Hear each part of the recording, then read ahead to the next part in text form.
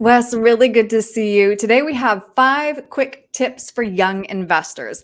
It's so hard to picture our lives 40 or 50 years into the future, and there are many reasons young adults put off saving for retirement, of course. But what should be step number one for any young adult who's now graduated, working, and financially independent?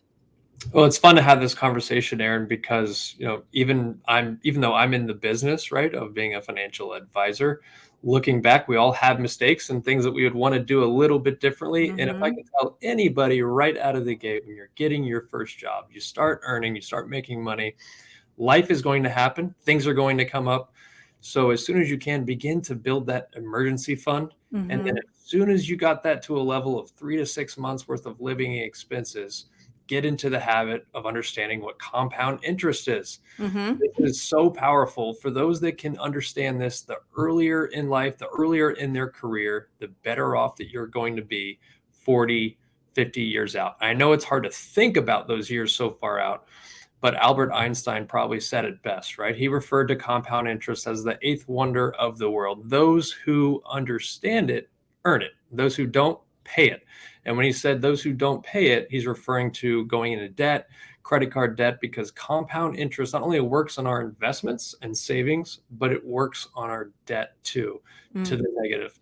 So the more that we have in credit card interest, that begins to compound, of course, and that just becomes this huge black cloud over our lives. So start early, and you'll realize the power of compound interest. Yes, I wish I'd learned everything that we're talking about. I wish I had known 20 years ago, Wes. But now let's talk about investing early and consistently. We just chatted about that. Of course, it's important, but also consider putting money in tax advantage tools like 401ks when you're starting out, but also consider Roth accounts. And this, Wes, this I regret that I didn't know about when I was younger.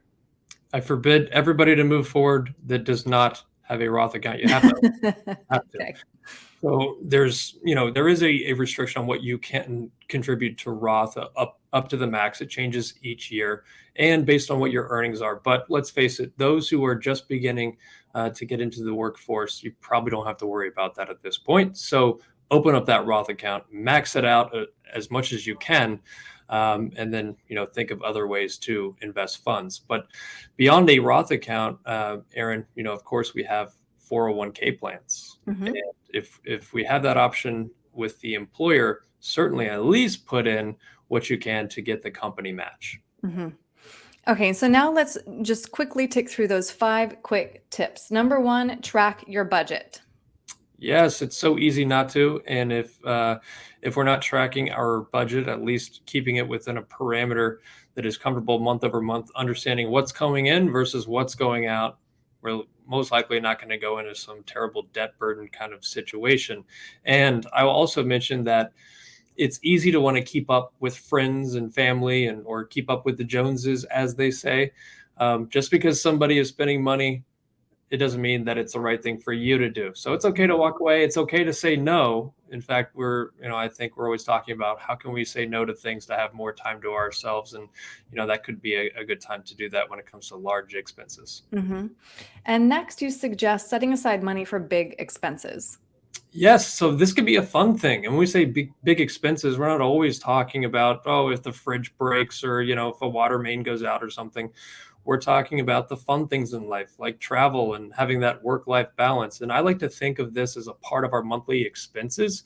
If we have that fun fund, if you will, that's set aside each month, we're just putting a little bit into that after we've contributed to our Roth account and Hmm. 401. That'll help you stick on track with your budget too. Next, open a Roth account. Don't skip this. Open a Roth account today. And Mhm. don't even finish this video if you haven't opened a Roth Press pause, account. go open your account, then press play Right. again. I agree. Okay, next, contribute to a 401k. Absolutely. There's no reason not to at least put in the amount that gets you the full company match. So that's Mhm. free money. Don't walk away from that. Always do that at a bare minimum. My dad always said, don't leave free money on the table. Absolutely. That's And part. last, focus on the long term, which is hard when we're young.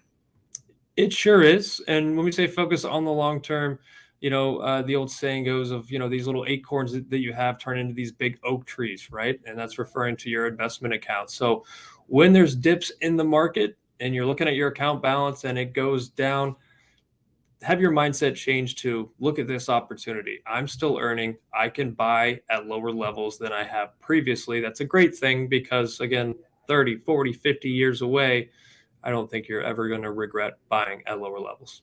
Very true. All right, Wes, now we only need a time machine so I can go back and watch this later. But if somebody has questions, what's the best way to reach you? Reach out to us, 919-322-4113, or feel free to drop us a line, info@patriotwealthnc.com. All right. Wes, thank you. Thank you.